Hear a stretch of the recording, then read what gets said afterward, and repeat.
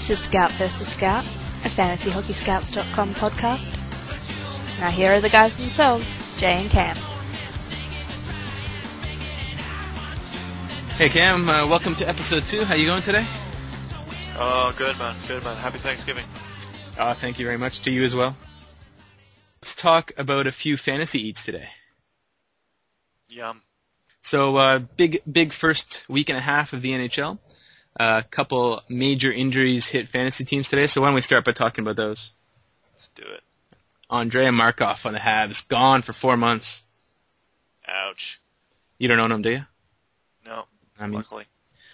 Alright, so who's going to be benefiting the most from Markov's injury? Oh, I think Marc-Andre Bergeron. So he's down in Hamilton right now playing the AHL, but he'll be up pretty soon. I saw that they sent Yannick Weber down today, so I would assume that means that Bergeron's coming up soon. So this is a guy that's got a rocket shot, and he's put up pretty decent points in the NHL when he's played. He's bounced around a little bit, but yeah, I think he's going to be the guy that steps in and takes a lot of that power play time. He's only owned in 1% of Yahoo leagues right now too, so he's probably definitely available in your league if you're looking for some help on the blue line. I'm probably not as high on him as you are. I think there's a reason he's left as a free agent to this point, so I'm not going to be putting too much stock into him. But if you've got nothing else to lose, might as well take a flyer. The reason is that he's like a midget. He's still a midget. It's not like he suddenly grew. But he can put up points. Well, I will see, I guess, but there's a lot of teams that are looking for power play quarterbacks, and none of them wanted him. Yeah, because he's a midget. You're really sticking up for the short guys, aren't you? Oh yeah, totally. There you go. I saw a Australian TV show was getting in trouble today because they did this publicity stunt for their horse race where they were.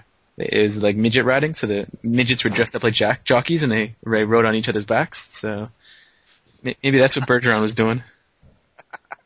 Yeah, exactly. He's occupied, man. He has no time to be running Montreal's power play.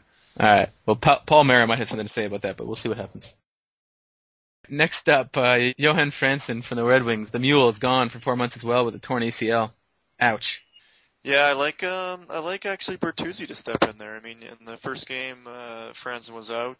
They bumped Zetterberg up to the top line with Datsuk, and then Bertuzzi joined the two of them. So huge bump for Bertuzzi. Yeah, and I think the good thing too is in Bertuzzi's first game, Babcock was raving about how well he played. So you think that combination is going to stick for at least a little while. The other big benefiters are Ville Lino and Valtteri Filppula, who are getting second-line minutes now, and those are two talented players who can score. Filppula had 40 points last year, but that was on third-line duty, so now he's going to be stepping it up, and I think he'll definitely crack 50 now, especially with a good, solid second-line center role. And surprisingly, Ville Lino is owned more than Filppula in Yahoo League, so I think it should probably be flipped around the other way. But those are two guys that I think could help out people in deeper leagues. So there's one last injury. The Canucks lost one of the Sedins. I can't remember which one. I don't know. Do you know who was it? Henrik, Daniel? I don't know. Danny. All right. Yeah. The winger, Danny, the scorer, he is gone for 4 to 6 weeks. Although he's telling a lot of newspapers and such that he'll be gone for only 3 weeks. He must be a doctor as well as a goal scorer. Sedin, MD. That's right. So the big benefiters from Sedin's injury for the short 4 to 6 week time slot there is going to be Alex Burrows and Steve Bernier. What do you think of those guys? Yeah, I think Burrows is an interesting one because he doesn't usually see any time on the power play, but he jumped on right away to the first power play unit now that Sedin's been out, so he sees a little bit more time than he usually does.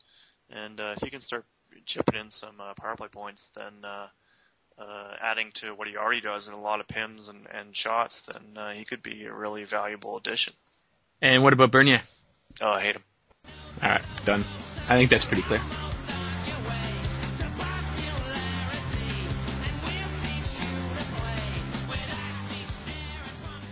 All right, Cam, I was thinking we'd do a little good cop, bad cop on a couple of possible free agent pickups, just so people can kind of see both sides of the coin here. You want to be the good cop or the bad cop?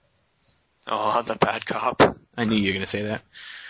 All right, let's start off with Eric Johnson, who's owned in 47% of Yahoo leagues. This guy's a monster. He does it all. That's all I'm going to say about him. He's one of my favorite players right now. Yeah, he missed the entire last season because he hurt himself playing golf. Well, I'm not going to draft him for last year. Well, you can have him this year, but he might go down again. All right, next up, let's take a look at Michael Del Zotto, who's only owned in 39% of Yahoo leagues. This guy's ownership has gone up quite a bit over the last week, and that's because he's got 5 points in 6 games, and he's man in the point on the Rangers' number 1 power play. He's looking really, really good so far, and he's going to definitely stay up with the team, I think. Yeah, that was a risk that he could go down after 9 games, but yeah, it looks like he's here to stay, and he's not playing a ton at even strength, and you got to just worry about 19-year-old defensemen. I mean, not too many of them are able to put up a lot of points in the league. Also, he can't score on Toskala. That's a big bad. Everybody does, right? So. Yeah, I figured. Yeah, he must be the only one, I think.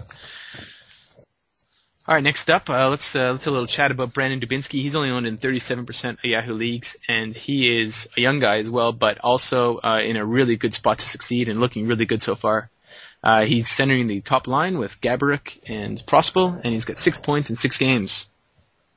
Yeah, I'm not a huge fan of this kid just because he, didn't really put up big numbers in junior, so I'm not convinced that he's going to be a big scorer in the league. And the fact that he's with Gaborik and Gaborik could go down at any point in time, concerns me a little bit.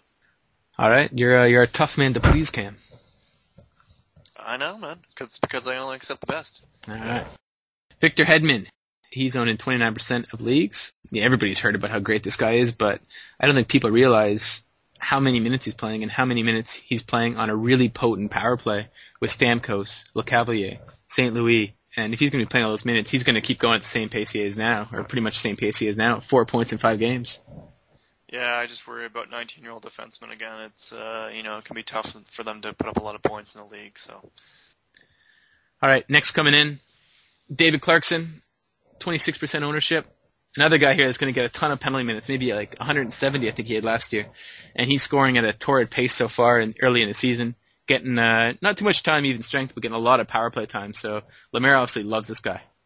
No, I don't pick up anybody who's on the third line in New Jersey. Touche. All right, coming in next is Claude Giroux. One of our breakup picks is owned in only 24% of Yahoo leagues.